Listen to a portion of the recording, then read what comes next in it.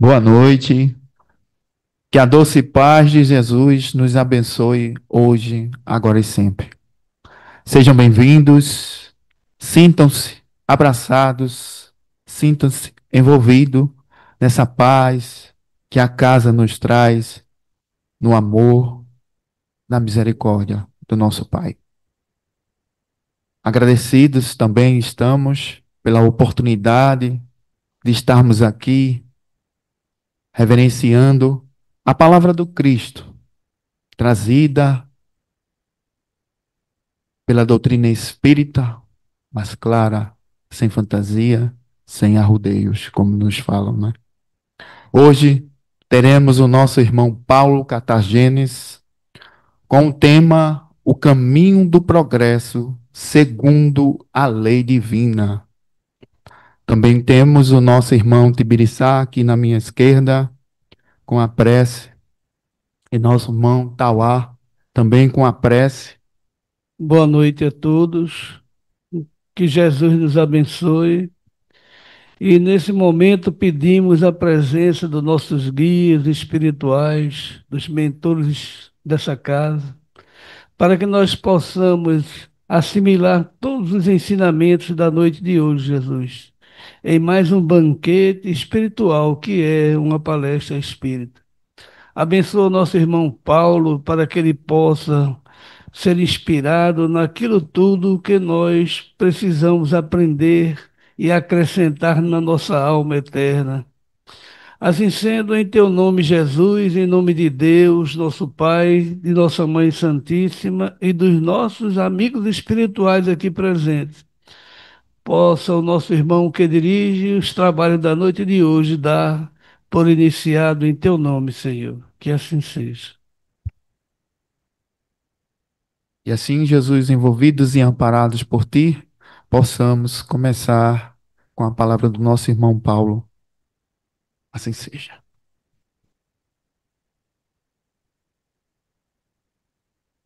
Boa noite, queridos irmãos. É com muita alegria que estamos aqui, unidos e reunidos, para estudarmos essa doutrina maravilhosa de esclarecimento, de amor, mas também de muito compromisso e muita responsabilidade. Como disse o Cristo, a quem mais é dado, mais será pedido.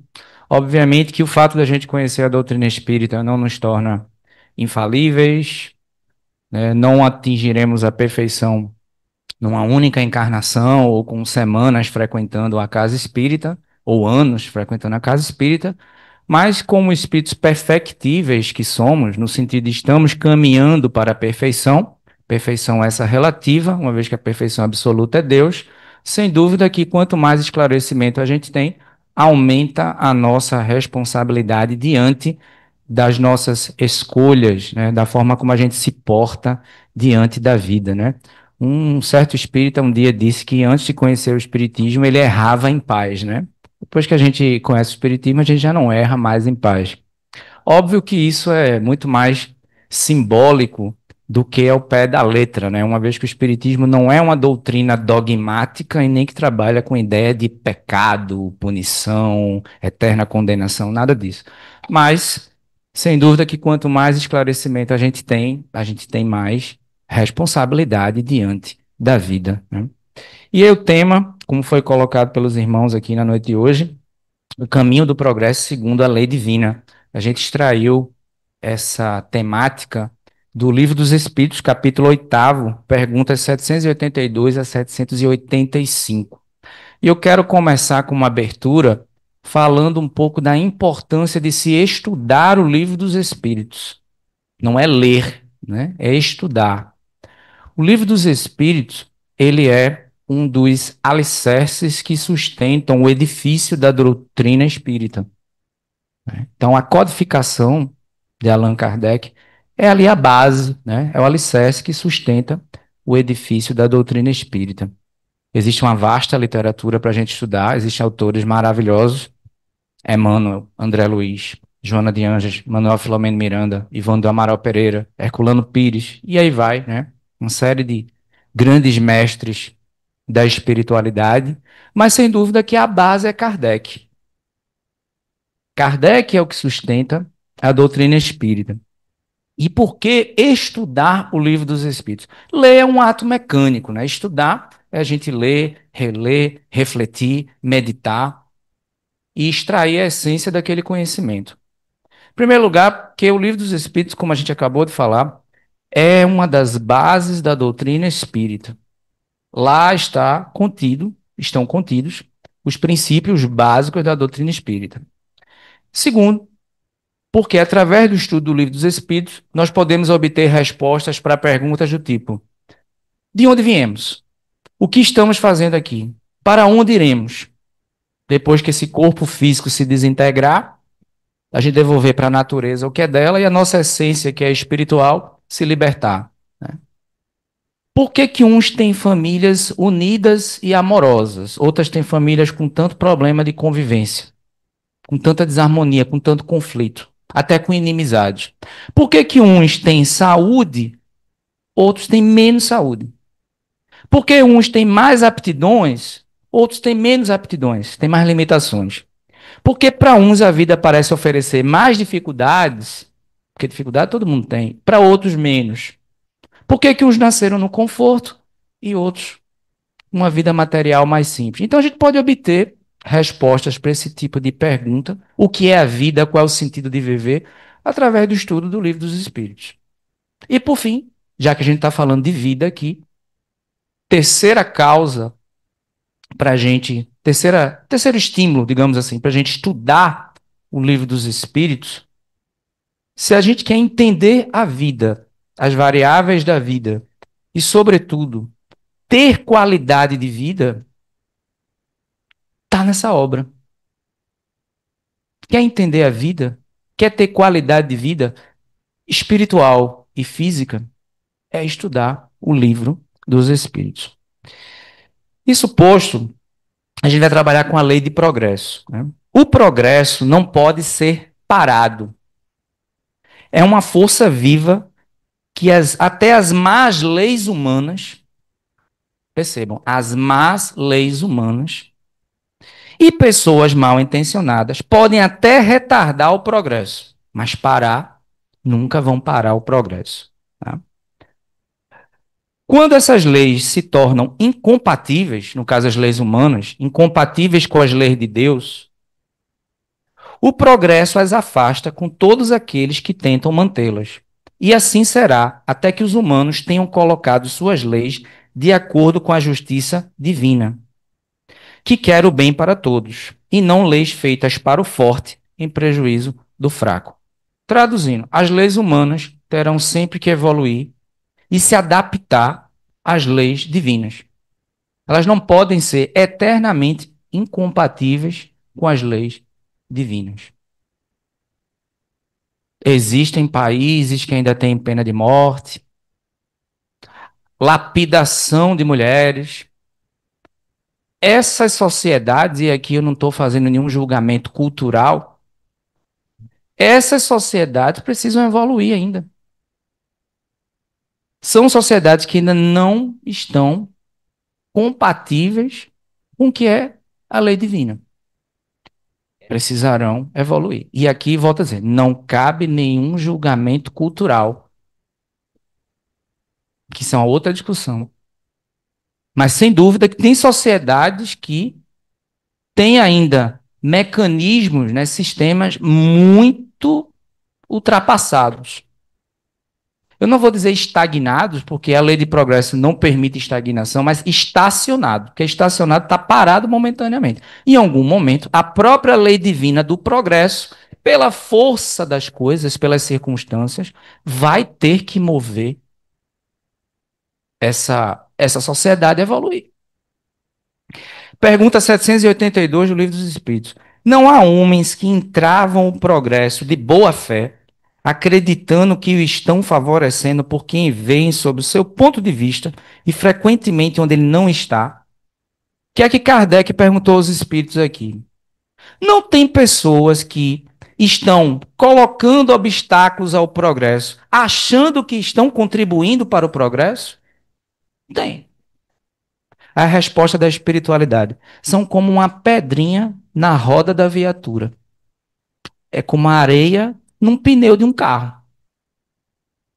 ainda que essas pessoas, com a melhor das intenções, avaliem que estão contribuindo para a melhoria da sociedade e não estão, esse esforço, por mais que elas estejam equivocadas, jamais vai parar o progresso.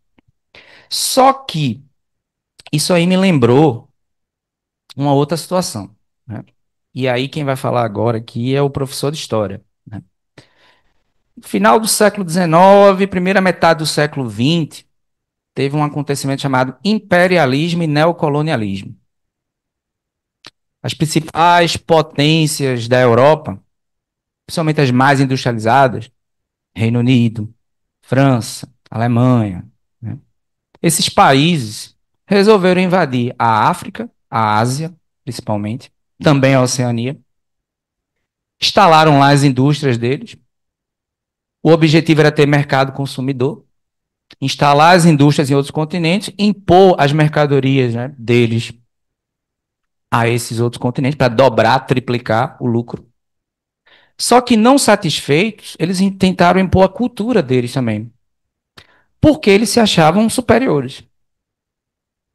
Eles chamavam isso de missão civilizadora. É como se povos da África e da Ásia, na visão europeia, preconceituosa, racista, xenofóbica, fossem povos inferiores em tudo. Em tecnologia, em cultura. O que, na verdade, isso expressava o racismo, a soberba e a xenofobia dos europeus. Mas eles diziam assim: não, a gente vai levar progresso, tecnologia para esses povos bárbaros atrasados. E, obviamente, que não aceitavam nem as línguas deles. O racismo e xenofobia. Porque o europeu achava que língua de gente civilizada é inglês, é francês, é alemão. Eles não respeitavam as outras culturas. Por soberba, por racismo. Aí eles vinham com essa história: não, a gente vai levar progresso para essas sociedades. Mas aí não tinha boa intenção, não, irmãos. Não tinha. Porque a pergunta ela sugere assim: mas não tem pessoas que, mesmo bem intencionadas para o progresso, não contribuem para o progresso? Tem. Mas nesse caso aí, eles queriam justificar a dominação, a colonização e a violência. Quisessem convencer as outras sociedades que eles, europeus, eram superiores e que eles iam levar progresso para povos, na visão deles, atrasados. É lógico que tudo aquilo ali tinha um fim comercial. Então não havia boa intenção ali, né? Eles chamavam isso de missão civilizadora. Na pergunta 783, o aperfeiçoamento da humanidade segue sempre uma marcha lenta e progressiva? O que é que Kardec está sugerindo aqui? Que todas as sociedades evoluem progressivamente. Isso aí a gente tem convicção. Sempre evoluem. Mas todas elas evoluem devagarzinho, lentamente, quase parando. Todas as sociedades. Aí a resposta: há progresso regular e lento que resulta da força das coisas. Mas quando uma sociedade não avança muito depressa, Deus impõe algum abalo físico, natural ou moral, de tempos em tempos, para acelerar sua evolução e transformação. Ou seja, não é uma etapa obrigatória que todos os povos avancem de maneira lenta. Uns vão acelerar mais rapidamente, outros são realmente mais atrasados. Aí o que é que Deus faz para. Deus e a espiritualidade maior fazem para acelerar esse progresso em sociedades que estão mais lentas, que poderiam progredir mais rapidamente? Aí vem um cataclismo, vem uma pandemia, né? Ou vem qualquer outro tipo de flagelo para alavancar aquela sociedade. De tempos em tempos isso ocorre. O fato é que, como a nossa evolução depende dos nossos esforços, obviamente que algumas sociedades vão avançar mais rapidamente, outras mais lentamente. Só que tem sociedades que não podem continuar tão lentamente. Aí Deus, que está no comando, junto com a espiritualidade superior, coloca circunstâncias e situações que façam aquelas sociedades avançarem para não estacionarem por muito tempo. Sendo que a espiritualidade, quando ela fala dessa questão das forças da natureza, por exemplo, tem um parêntese lá no Livro dos Espíritos. Os cataclismos são os desastres naturais, né? Terremoto, maremoto, tsunami, atividade vulcânica, tornado, enfim. Isso aí sempre ocorreu. Sendo que a espiritualidade faz a seguinte ressalva. Séculos, milênios atrás, esses desastres naturais, eles fizeram parte da formação geológica da Terra. Fato. Né? Hoje, quando a gente vê cataclismos, né, e mudanças no clima, hoje já é em função do livre-arbítrio da humanidade. Dos abusos que a humanidade vem fazendo há séculos, retirando da natureza mais do que realmente precisam, em busca do lucro. A natureza está aí para servir os humanos, para a gente retirar os recursos para a nossa sobrevivência. Isso é legítimo. Mas tudo que é desequilibrado, tudo que vem com excesso, a conta chega um dia. Então, atualmente, tudo é muito intenso, né? O verão é intenso demais. O inverno também é rigoroso demais. Nevascas. Isso aí já não. A gente não pode colocar isso aí no contexto de transição planetária, não. Não, isso aí não é parte da transição planetária e nem é cataclismo para fazer as sociedades evoluírem mais rápido. Aí já é a conta chegando dos abusos da humanidade. Espírita também tem que ter visão ecológica. Kardec se preocupou no tempo dele com os problemas que a humanidade tinha no tempo dele. Nós, espíritas do século XXI, precisamos nos preocupar com os problemas do nosso tempo. Um deles é sustentabilidade. E sustentabilidade, meus irmãos, porque nós temos a obrigação de cuidar desta nave-mãe terra, que é a nossa casa no momento. Sustentabilidade, ecologia, é um problema atual, como a gente vai tratar de outros problemas aqui, que já poderiam não ser mais atuais, mas continuam sendo. Então, hoje, os problemas que nós temos de desastres ambientais são em função do livre-arbítrio dos humanos, da ambição e do materialismo desenfreados. Fica claro que é variável esse progresso devagar em muitos ou todos os povos, e que aquela frase que parece um clichê, né? A natureza não dá saltos, essa frase é relativa. Depende dos esforços de cada sociedade, né? O clichê é verdadeiro, né, para nós espíritas, a gente fala sempre, que a evolução depende do esforço de cada um. Óbvio. Mas o que alavanca o progresso na sociedade, mais do que um cataclismo, mais do que qualquer outro problema, é o esforço que a gente faz em se melhorar. O que é que faz desse planeta ainda ser um planeta em transição de expiação e provas para regeneração? O grau de evolução dos habitantes. Se nós evoluímos bastante, mas se fôssemos mais evoluídos, a gente habitaria um mundo melhor. Não tenho dúvida disso. Um mundo que a gente não precisasse, por exemplo, trancar as portas para ir dormir. Que não teria violência. Teria uma quantidade menor de doenças. Que não teriam as situações hediondas, né, os crimes, as violências que a gente testemunha. Se fôssemos mais elevados, estaríamos habitando um planeta onde a gente não testemunharia esse tipo de situação. O que é que esses problemas, por exemplo, essas circunstâncias que Deus e a espiritualidade impõem, o que é que isso alavanca nas sociedades que estão mais lentamente evoluindo, né? Isso tudo antecipa, por exemplo, pesquisas científicas, avanços tecnológicos no campo da medicina, da farmácia, da imunologia, gerações sociais e mobilizações de trabalhos voluntários de caridade. Então, os desastres, os problemas, quando vêm da espiritualidade, impulsionam a ciência e a tecnologia e também a caridade, né? A gente está cansado de ver na mídia, né, quando tem aquelas fases de enchentes, inundações aqui no Brasil. No começo do ano, normalmente tem em Rio de Janeiro, Minas Gerais, né? Processo de chuvas intensas.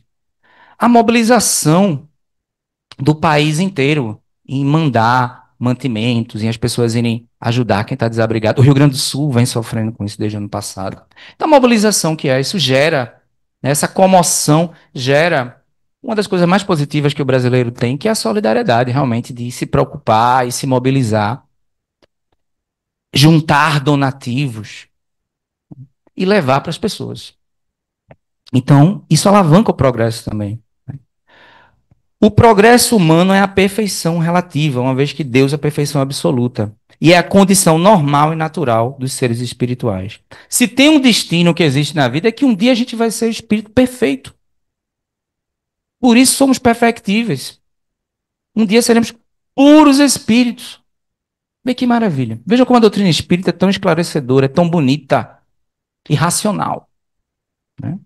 Lógica. Deus, tendo criado de toda a eternidade, criando sem cessar, o fez e o faz alcançar o ponto auge da escala espírita, que é a pureza e a perfeição. Não duvidemos que grandes acontecimentos e eventos espirituais estão marcados para fazer o mundo evoluir. A humanidade progride pelo senso moral e intelectual. Sendo que, como nós sabemos, o desenvolvimento intelectual ele avança sempre mais rápido que o desenvolvimento moral. Normalmente, as pessoas evoluem mais rapidamente no campo da inteligência, da intelectualidade. E aí, Dr. Bezerra de Menezes, na virada do século XX para o século XXI, ele colocou como grande desafio para a humanidade justamente acelerar o desenvolvimento moral. Esse é o grande desafio que a gente tem para esse terceiro milênio, para esse século. Alavancar o desenvolvimento moral. O intelectual avança sempre, desenfreadamente, mas o moral caminha sempre mais lentamente. Então, a melhoria do planeta passa pelo desenvolvimento das forças materiais, né? Os humanos se esforçam para sanear as regiões insalubres, tornam as comunicações mais fáceis, a terra mais produtiva. As mudanças impostas por Deus chegam quando a humanidade encontra-se mais madura em comparação com eras anteriores. Madura para superar um degrau e subir mais um degrau. Essa é uma condição que certamente incomoda os agnósticos, uma vez que eles negam totalmente a possibilidade da existência de uma força superior, mas eles pensam que essa força deixa tudo muito livre, muito solto, sem limite, né? O agnóstico, que é aquele meio ateu, né? Digamos assim, o agnóstico, eventualmente ele até considera que existe um ser superior. Só que eles acham que, vejam, na cabeça do agnóstico, né? Não na minha, né? Na cabeça do agnóstico, ele pensa assim: olha, se Deus existe, ele não liga muito pra gente, não. Ele deixa tudo muito solto, muito livre. E isso aí não tem coerência. Não tem lógica isso. Não tem sentido. Nós temos livre-arbítrio? Temos, mas Deus está no comando. Existe liberdade? Existe. Mas até a liberdade tem limites. O único momento que a gente tem liberdade plena é no pensamento.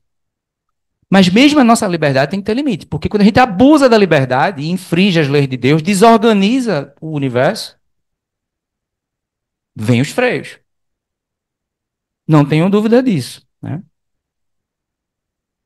Então, irmãos, essa é uma condição que incomoda muito os agnósticos e os ateus. Deus, além de impor leis universais imutáveis, porque as leis de Deus não precisam mudar, Deus é perfeito. Veja só, eu, na minha pequenez, espírito de terceira ordem, dizendo que Deus é perfeito. Eu não alcanço Deus, né? Eu não tenho esse alcance. Mas na minha pequenez, o máximo que eu posso tentar definir Deus é como perfeição, sem alcançar Deus. E é o máximo que eu consigo mesmo, dentro da minha pouca evolução. Então, sendo Deus perfeito, as leis de Deus não precisam mudar. As humanas, sim. Porque nós somos imperfeitos. Então, irmãos, essas leis universais são imutáveis, Deus está no controle e age junto com a espiritualidade superior. Não deixa as coisas soltas. Existe o livre-arbítrio humano, mas até a liberdade precisa ter limite para não atrapalhar o progresso e não gerar o caos, a desarmonia. Tudo no universo se encaixa perfeitamente.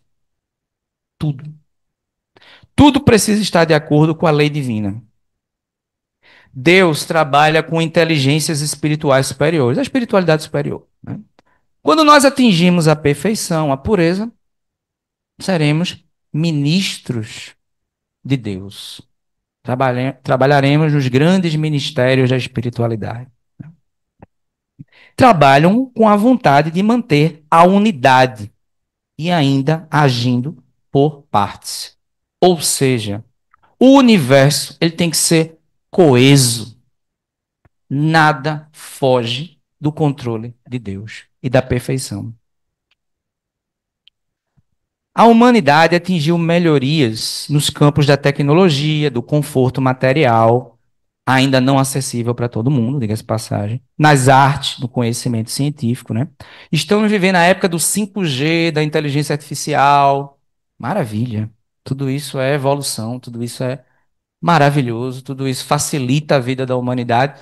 Tem dois lados também, né? A gente caberia, num outro momento, a gente fazer uma reflexão sobre excesso de telas, falta de saúde mental por mais vida virtual do que vida real. Né? A inteligência artificial também tem as suas armadilhas, tem os seus perigos.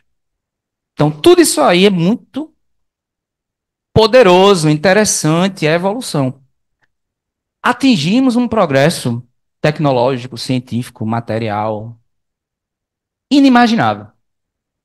Mas ainda assim, há muito que melhorar no campo da fraternidade, da solidariedade, porque ainda existem problemas que, como eu falei anteriormente, eu não citei esses outros problemas que a gente vai analisar agora, que eu bem preferia dizer que eram problemas do passado, mas não são. A gente está no século XXI, terceiro milênio, e a gente tem problemas ainda do tipo racismo, né? Preconceito social e econômico, homofobia, preconceito religioso, preconceito ideológico, xenofobia, etarismo. É outro problema sério, o etarismo. Então a gente tem essas doenças assim ainda para tratar. São esses problemas que fazem com que a Terra ainda não tenha alçado assim degraus mais altos. Porque a gente tem ainda tudo isso aí para tratar. E aí nós, como espíritas, não podemos ter nenhum, mas nenhum tipo de preconceito, nenhum tipo de discriminação. Se a gente tem um tipo de discriminação que seja ainda, a gente precisa fazer uma reflexão profunda sobre o que estamos estudando no Evangelho, da doutrina espírita, e se trabalhar, há muito que se trabalhar. Então não se admite um espírita racista, homofóbico, e eu conheço vários homofóbicos. Quem sou eu para julgar? Será que esse irmão entendeu o que é o Evangelho? O que é amor ao próximo? Né? Ainda tem preconceito, eu conheço alguns que preconceito econômico. Como é que a gente prega tanto o combate ao materialismo e ainda se dá tanto valor demais às coisas materiais, a posições socioeconômicas, que a gente vai permutar ao longo de várias encarnações? A gente pode vir numa próxima encarnação numa condição, na hierarquia dos humanos, mais abaixo, socioeconomicamente falando. Então, essas mazelas fazem com que a gente não tenha uma vida de felicidade plena ainda nesse planeta. Os progressos materiais são restritos a grupos pequenos.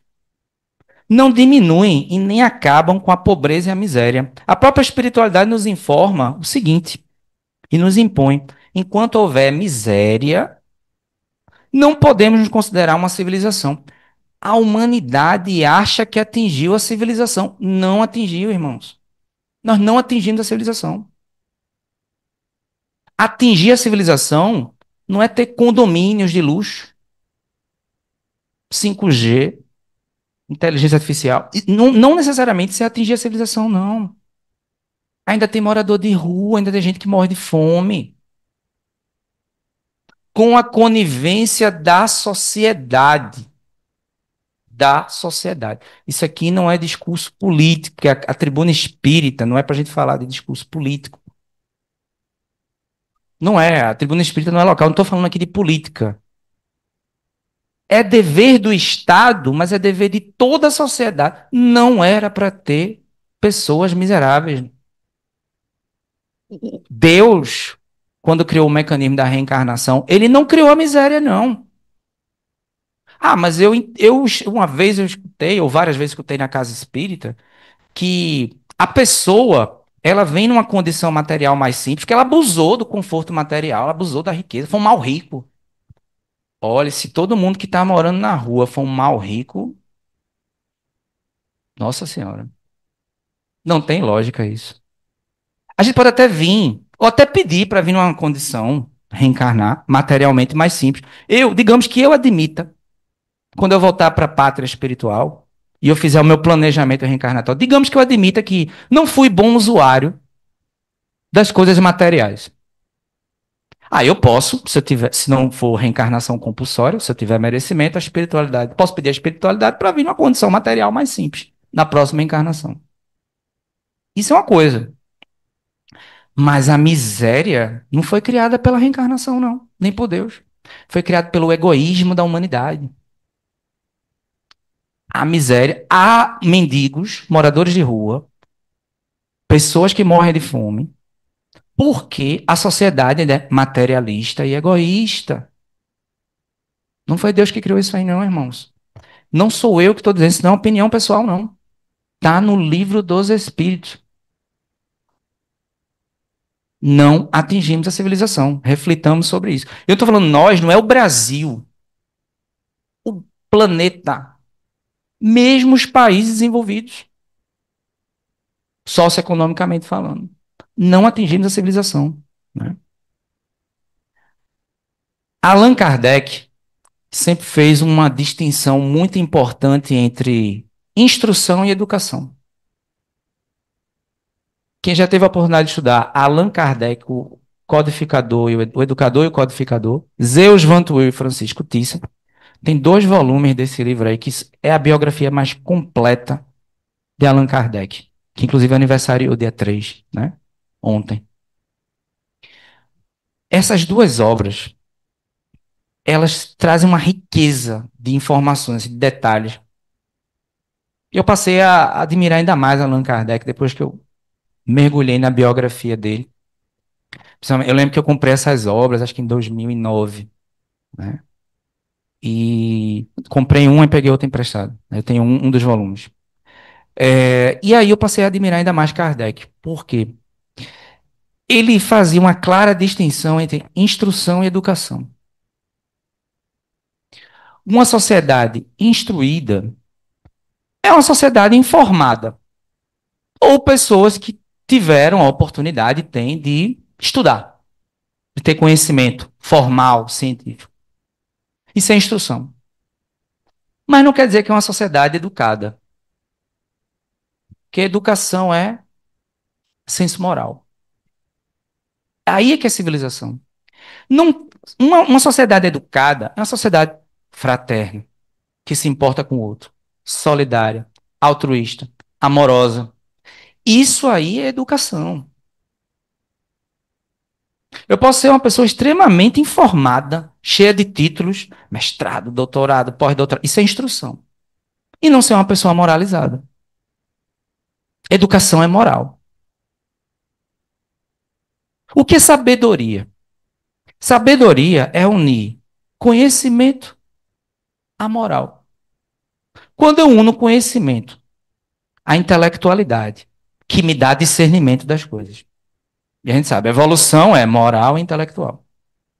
Quando eu tenho o conhecimento e uno o conhecimento à bondade, aos bons sentimentos, a gente atinge a sabedoria. Essa é a finalidade. Como é que Allan Kardec definiu o que é o verdadeiro espírita? Você reconhece o verdadeiro espírita pelo esforço que ele faz no domínio das suas más inclinações e do esforço que ele faz para se autoeducar. Eu acredito que eu estou aqui nesse momento. Todos nós estamos aqui nesse momento, nesse auditório. Quem está em casa assistindo a live nesse momento. Nós nos propusemos nos educar. Quando a gente está toda semana numa casa espírita, eu acredito que a gente está propondo a nós mesmos nos educarmos. Sermos pessoas melhores, menos imperfeitas. Sermos espíritos menos grosseiros. Eu creio que essa é o grande projeto da gente estar aqui. Lógico, a gente vem à casa espírita também porque a gente se sente bem, acalma, renova, me esclarece muita coisa. Eu passo a entender muita coisa da vida, assim, tira dúvidas. Claro, tem todo esse contexto. A gente não pode resumir a casa espírita a um aspecto. Mas, sem dúvida, que eu imagino que a gente está aqui, que a gente está se propondo de maneira homeopática, devagarzinho, se melhorando, né? Como pessoas. Novas ordens serão estabelecidas e já há comportamentos que não são mais compatíveis com o século XXI, ainda que existam, e os indivíduos que continuam a praticar primitivismos terão suas últimas oportunidades aqui na Terra, principalmente quando a regeneração for plena. Assim como hoje classificamos determinadas atitudes, situações e locais como bárbaros, medievais, né? O que hoje vemos como progresso atual ficará ultrapassado no futuro, pois a evolução segue uma marcha imparável. O que hoje é extremamente evolução, no futuro vai ser algo ultrapassado.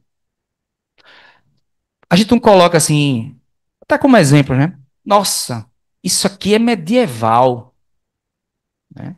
Porque a gente entende que é uma coisa ultrapassada, né? Rústica. A Idade Média foi ali, pós-queda do Império Romano, 476 depois de Cristo, século V a XV, 1000 anos, 10 séculos, né? Época dos castelos, dos senhores feudais, né? Dos camponeses. A Idade Média, quem estuda geralmente é a Idade Média europeia, embora hoje já se estude uma Idade Média árabe, também africana, se ampliou, né? Conhecimento. Mas a gente considera que o que é medieval? Tudo aquilo que é muito bárbaro, rústico, né? Ultrapassado. Por exemplo, a lei mosaica. Na época de Moisés, o que nós, humanidade, entendíamos? A gente, naquele momento, o que é que a gente alcançava em termos de divindade? Na época de Moisés, castigo, né? Os castigos de Deus, enfim. Era o que a humanidade entendia naquele momento. Não dava para, no momento de Moisés, falar que Deus é amor. Aí, quando Cristo veio, era uma outra fase, uma outra etapa, e mesmo assim foi incompreendido, né? Às vezes é incompreendido até hoje o Cristo. Quando o Cristo veio, aí a humanidade já tinha subido um degrauzinho de leve ali. Aí Jesus pôde trazer a informação que Deus é amor. A lei dele é de amor. Mas na época de Moisés não dava. Já na época de Jesus teve problemas. Imagine se viesse essa informação antes. Lá na antiga Mesopotâmia, que hoje é o Iraque, tinha o Código de Hammurabi, né? Lei de Italião. Olho por olho e dente por dente. A pessoa era punida igual ao crime que ela cometia, ou erro. E era um negócio bem severo, né? Um ladrão era pego em flagrante, roubando aí. Cortava as mãos do ladrão. Um médico tentou fazer uma cirurgia de catarata lá para recuperar a visão do paciente. Não conseguiu, cegava o médico. Uma lei dessa no século XXI não cabe mais. Porque é progresso. Não cabe mais isso hoje. Aí eu vou entrar, vou retomar aquilo que a gente falou no começo da conversa. Sem nenhum preconceito cultural, nem racial. Mas lá no Irã, até hoje lapidam as mulheres. Mulher adúltera, pega em flagrante, com não sei quantas testemunhas, fica presa, é enterrada até o pescoço na areia e é lapidada, jogam pedras nela. E não pode ser uma morte rápida. Com todo respeito ao Irã e à cultura desse povo, mas isso não cabe mais no século XXI. Não cabe. Né? Então, irmãos, como a lei de progresso, esse mecanismo vai se processando? Revoluções que resultam em mais revoluções. São revoluções éticas e morais. Fazem a humanidade subir patamares mais rápido. São reformas. A gente não fala tanto em reforma íntima, né? São reformas sociais. A pessoa materialista e imediatista, que não tem convicção na imortalidade do espírito, jamais se sentirá motivada a colaborar com a melhora individual e coletiva. Porque o materialista imediatista, o que não tem convicção na imortalidade do espírito, ele vai pensar assim: para que me melhorar? Vai tudo terminar no túmulo mesmo, né? Seria um desperdício, né? Imagine a pessoa passar uma vida inteira fazendo tanto bem, né? Se esforçando tanto.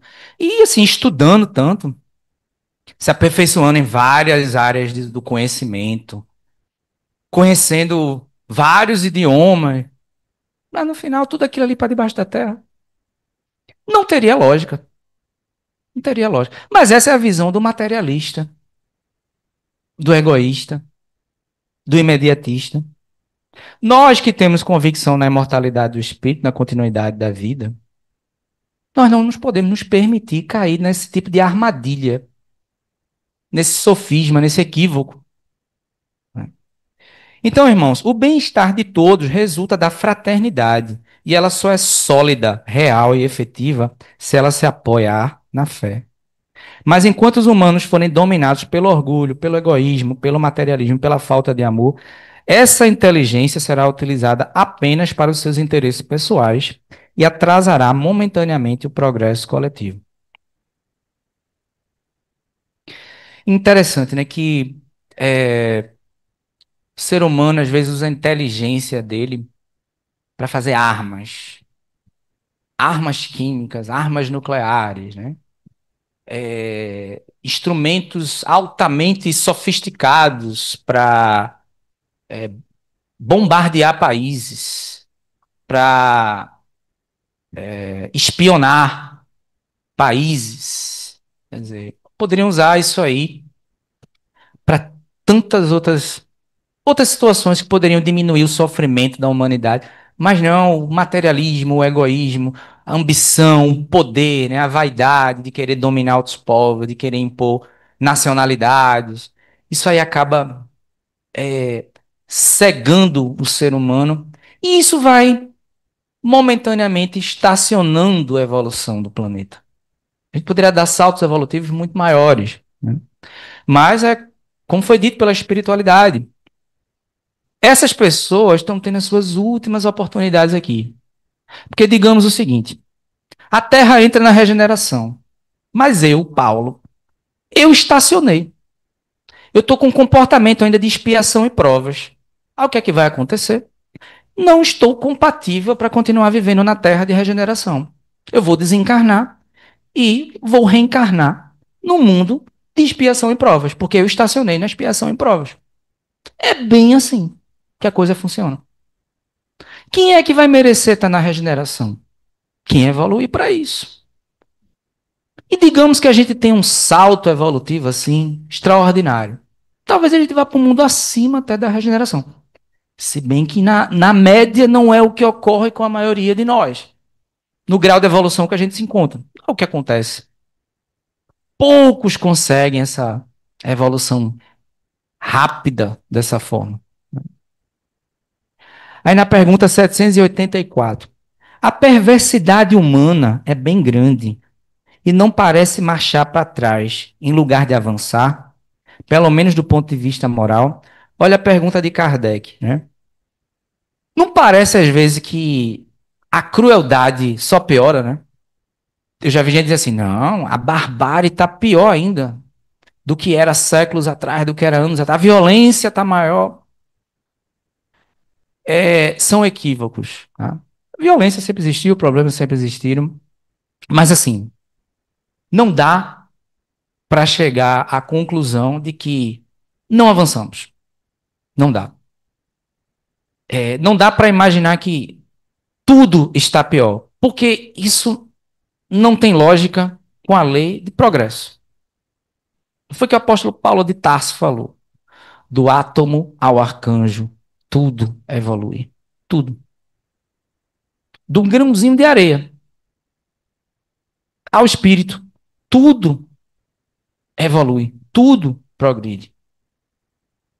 Então não dá para imaginar, a humanidade piorou. Não piorou.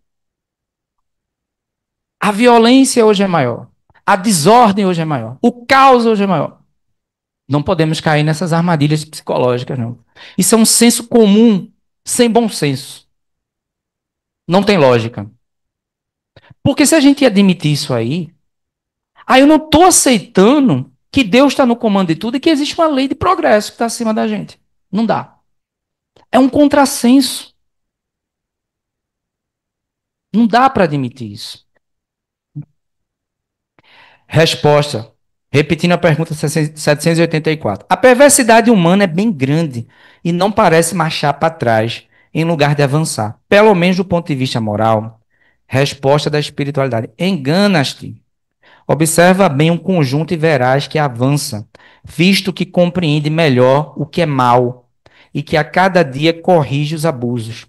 É preciso o excesso do mal para fazer compreender a necessidade do bem e das reformas. Lembra daquela frase do Cristo? O escândalo é necessário, mas ai de quem praticar o escândalo. É preciso a noite para conhecer o dia. É preciso a luz para conhecer a escuridão. É preciso a doença para se valorizar a saúde. É assim que a gente percebe como a evolução se processa. Certo? Então, irmãos, não caiamos nesse equívoco de achar que as coisas pioram. No máximo, estacionam momentaneamente. A gente não deve se permitir nem, estagnou, porque estagnar é parar para sempre. Nada. Até se eu não quisesse evoluir, eu não queria. Perdão, não poderia. Mesmo que eu não quisesse evoluir, eu não poderia. Se eu tivesse satisfeito e acomodado com a minha natureza imperfeita de espírito de terceira ordem, nem eu querendo eu poderia. Eu não teria esse direito. Porque pela força das coisas, a gente sai da inércia. Acontece uma série de situações para tirar a gente da zona de conforto. Foi assim que eu vim parar no espiritismo. Eu vim de uma vivência católica, do qual eu tenho muita gratidão na minha adolescência. Foi minha primeira religião, fui católico, né? Frequentava a missa com minha mãe. Nesse mesmo período, frequentava a Federação Espírita e às vezes aqui eu caminhando com meu pai também. Mas eu só me tornei espírita com 19 anos. Foi através da dor, dos problemas. Vim fazer um tratamento espiritual aqui no caminhando com 19 anos de idade. Estava há um ano já na universidade. Estava com pensamentos que não eram normal do que eu era, assim. Normalmente, eu sempre fui muito otimista, muito positivo. E com 18 para 19 anos, estava com ideias negativas, que eu não sabia de onde vinham, pensamentos incoerentes.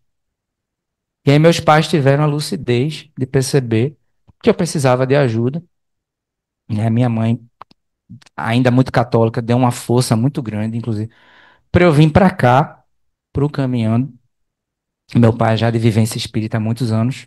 E aí, com o apoio dos dois, de toda a família, eu vim para cá, fiz um tratamento, entendi o que estava acontecendo comigo, estava com um problema de obsessão, por conta de invigilâncias minhas mesmo, imaturidade de um adolescente de 18 para 19 anos, das minhas imperfeições. Aí eu entendi o que estava acontecendo comigo. Não queria repetir aquele passar novamente pelos problemas pelos quais eu vinha passando. E aí eu resolvi superar aquele momento e me tratar pro resto da minha vida dentro do espiritismo. Mas me tratar pro resto da minha vida procurando progredir. Então foi através dessa falta, digamos assim, naquele momento que eu estava de um equilíbrio espiritual, que se abriu uma porta para mim, vamos dizer duas, né? O espiritismo e o caminhando para Jesus abriram essas portas para mim, e aí, graças a Deus e com a ajuda dos trabalhadores encarnados e desencarnados dessa casa, eu me reequilibrei, passei a valorizar outras coisas que eu não valorizava. Eu precisava de vida espiritual. Como eu falei, eu tinha uma vivência católica na adolescência, mas eu não tinha muito envolvimento com caridade, por exemplo. Só frequentava a missa ali. E foi aqui que eu aprendi que a gente tem que ter caridade, assim, tem que ter espaço para caridade. Aí foi quando eu me envolvi com a campanha do Quilo, comecei a participar de outros trabalhos, né? Por sinal, a campanha do Quilo. Eu não faço mais parte da campanha daqui do Caminhando, mas a casa está precisando de mais voluntários. Hoje eu estou fazendo em outra instituição, que é o Ceci Costa, né? A minha vida mudou, minha agenda mudou, mas, assim, quem puder, se integre aqui à campanha do Caminhando, que estão precisando. Tem crianças aí que estão precisando dessa ajuda. Passei anos tendo momentos de muita felicidade nessa campanha. Aqui, continuo tendo esses momentos de felicidade agora, fazendo essa campanha no Ceci Costa. Como eu falei, minha agenda mudou, minha rotina mudou. Tive que mudar a minha vida. E quero convidar todos vocês a participarem da campanha aqui do Caminhando, porque caridade, irmãos, ajuda a gente a progredir. Quando a gente faz de coração, de amor, sabe? Com envolvimento, ajuda muito. É remédio, sabe? É campo de força contra energia negativa, pensamentos ruins. Renova a gente se sente útil. É uma forma até de a gente agradecer a Deus pela saúde que Ele nos deu para poder trabalhar pelo próximo. Então, como eu falei, eu precisei passar por aquele problema da obsessão para valorizar a necessidade de ter uma vida espiritual mais efetiva mesmo. Ter momento de espaço para caridade. E isso me ajudou bastante. Me fez superar uma timidez que eu tinha muito forte. E, enfim, realmente o caminhão do espiritismo me fizeram assim germinar, né? Desabrochar para situações que normalmente eu era bloqueado. Porque eu mesmo me bloqueava. Na pergunta 785, irmãos, qual é o maior obstáculo ao progresso? O orgulho e o egoísmo. Esse é o maior obstáculo ao progresso. A gente precisa ter sempre senso de coletividade. Sempre. No convívio com a nossa família, no trabalho, na casa religiosa, com os nossos vizinhos. Sempre temos que ter senso de coletividade. Sabe aquele ditado? O meu direito termina quando começa o do outro. É bem por aí. Se eu só estou pensando no meu direito, automaticamente eu estou prejudicando o direito do outro. Eu estou contribuindo para a falta de empatia, né, que se fala tanto hoje em dia, é um termo atual. Falta de empatia, de solidariedade, de senso coletivo. Esse mundo só vai ser um mundo melhor de habitar quando a gente tiver essa visão coletiva. Se eu só penso ou no máximo a minha família, os meus consanguíneos, eu não estou contribuindo muito para a minha própria evolução e para a evolução do mundo, do planeta. E isso aí passa por situações muito triviais, inclusive. No trânsito, por exemplo. Quando eu não sigo uma regra de trânsito, eu estou desarmonizando a sociedade. Quando eu não sigo uma regra de trânsito, eu estou impondo a todo mundo que está ali no trânsito um perigo. E também para mim mesmo. Né? Quando eu faço uma conversão onde não pode fazer, quando eu não respeito uma sinalização. Né? A gente aprende lá na autoescola, né, nas aulas teóricas. É do menor para o maior. Eu não vejo isso acontecer aqui. Né? Daqui, o que é que a gente vê? Veículos maiores indo para cima de veículos menores. Pedestre que tem preferência em relação a todo. Não respeito. Egoísmo, orgulho. É uma situação trivial, né? Mas isso aí faz parte da evolução também. O que é que Emmanuel disse para Chico Xavier? Disciplina, disciplina, disciplina. Tudo na vida tem que ter disciplina. Tudo, tudo. Mas se eu só penso em mim, eu estou sendo disciplinado só comigo. E ao mesmo tempo não estou sendo, porque eu não estou respeitando a coletividade, o direito do outro. Desarmoniza. São gestos aparentemente simples, mas que fazem toda uma diferença. São justamente nas situações mais banais que a humanidade deixa de evoluir mais rapidamente. E aí que tá. Tenho que fazer a minha parte. O que é que às vezes a gente pensa erradamente? Ah, mas só eu vou fazer a minha parte? Ninguém faz. Por que eu tenho que fazer? Tenho que fazer. E a gente acaba, de certa forma, influenciando outras pessoas, sem nem querer. É sempre importante que a gente tenha como referencial pessoas que têm uma vida regrada, centrada, disciplinada. E não a gente está se inspirando nos erros das pessoas. Ah, todo mundo mente. Eu vou mentir também. Está errado. Quase ninguém segue regra de trânsito. Não, tem que seguir. Todo mundo tira proveito de alguma coisa, né? E aí no nosso país tem uma cultura do se a pessoa faz o certo, ela é vista como anormal. Se trapaceia, é normal. Ah, jeitinho brasileiro. Não, sem eufemismo, gente. A gente tem que, a gente tem que se contagiar com as coisas erradas, a gente tem que se contagiar com as coisas corretas. Mesmo que as más línguas até. A gente não deve se importar com o que as pessoas vão pensar, não. Ah, quer ser santo, quer ser puro, quer ser melhor do que. A gente não deve se importar, a gente deve fazer o que é o certo. A porta estreita que o Cristo falou não é fácil, não. A larga, que é a porta da perdição, do egoísmo, dos excessos, essa aí é como dobrar a esquina. Não é fácil ser espírita, não é fácil ser cristão, não é fácil entrar na porta, mas a gente precisa. Se todo mundo pensar assim, principalmente os que estão se propondo ser religiosos, com certeza a gente vai ter um mundo melhor de se habitar. O importante é que a gente não se canse de fazer a coisa certa. E a vida vai estar convidando a gente o tempo todo para não fazer a coisa certa. E que a gente não se sinta ingênuo, tolo, né, em fazer a coisa certa, não. Porque, na melhor das hipóteses, o que é que vai acontecer? Eu estou contribuindo para o meu próprio progresso. De fato, eu não posso modificar quem convive comigo. Mas eu devo me modificar, né? O progresso começa em mim.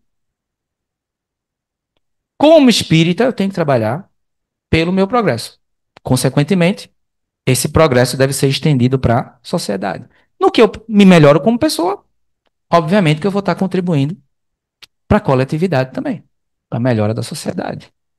Não tenho dúvida disso, né? Então, irmãos, fica essa reflexão. Era isso que a gente tinha para conversar com vocês aqui, né?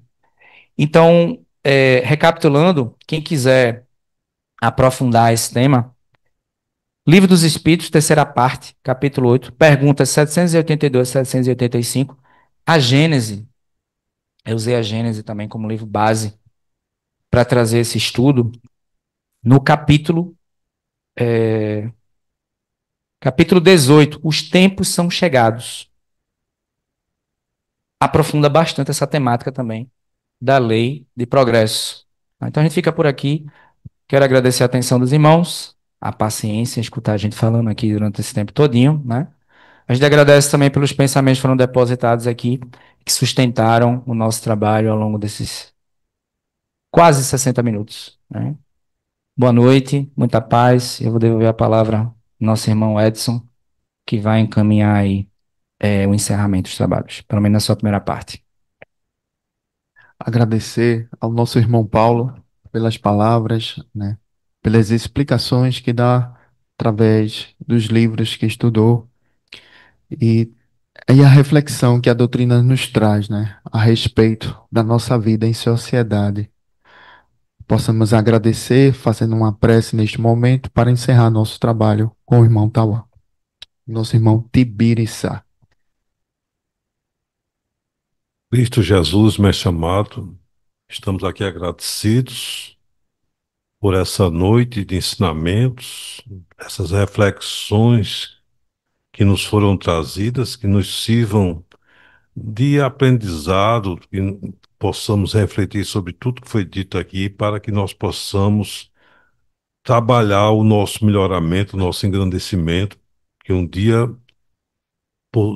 possamos chegar, né, ao grau de espíritos puros, espíritos de luz, para o qual nós fomos criados, né? Então, que estamos agradecidos por tudo que foi trazido essa noite, bebemos dessa fonte de ensinamentos que o Livro dos Espíritos e as demais obras espíritas nos traz. E agradecidos, mais uma vez eu digo, estamos por tudo que nos aconteceu essa noite, pelas bênçãos, pelas vibrações que estiveram presentes nesse auditório, atendendo não só a nós encarnados, como também aos desencarnados, que aqui se encontram num número infinitamente maior do que nós que estamos na carne, porque eles, com mais intensidade, eles percebem a necessidade de beberem desses ensinamentos, porque desperdiçaram em vidas anteriores essas oportunidades e hoje estão aqui sedentos por isso e saem daqui também todos agradecidos, sem medo de estar errando, muitos com lágrimas nos seus olhos por ter ouvido o que ouviram hoje. Que a tua paz nos acompanhe a todos no retorno aos nossos lares. Que assim seja. E assim, Jesus, abençoado por ti, por estas palavras do Consolador prometido por tu, que caminha junto às tuas palavras, possamos voltar para o nosso lar e ainda com continuidade do nosso trabalho, possamos ser agraciados pelas tuas palavras, Senhor. Assim seja.